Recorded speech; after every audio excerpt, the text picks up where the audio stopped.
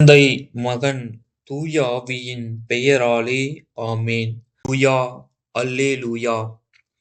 நம் மீட்பராகிய இயேசு கிறிஸ்து சாவை அழித்து அழியா வாழ்வை நற்செய்தியின் வழியாக ஒளிரச் செய்தார்.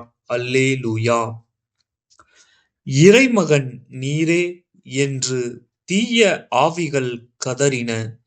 இயேசு தம்மை வெளிப்படுத்த வேண்டாம் என சொன்னார். மாற்கு எழுதிய தூய நற்செய்தியிலிருந்து வாசகம். அதிகாரம் 3 இறை வசனங்கள் 7 முதல் 12 முடிய. அக்காலத்தில் இயேசு தொழுகை கூடத்திலிருந்து புறப்பட்டு தம் சீடர்களுடன் கடலோரம் சென்றார். கலிலேயாவிலிருந்து பெருந்திரளான மக்கள் அவரை பின்தொடர்ந்தனர்.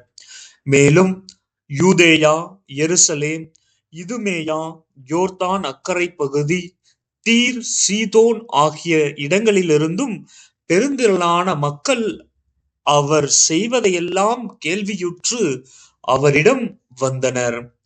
மக்கள் கூட்டம் தம்மை நெருக்கிவிடாதவாறு தமக்காக படகு ஒன்றை முன்னேற்பாடாக வைத்திருக்குமாறு அவர் சீடருக்குச் சொன்னார். ஏனெனில் பலரை அவர் குணமாக்கியதால் நோயுற்றோர் அனைவரும் அவரை தொட வேண்டுமென்று வந்து அவர் மேல் விழுந்து கொண்டிருந்தனர்.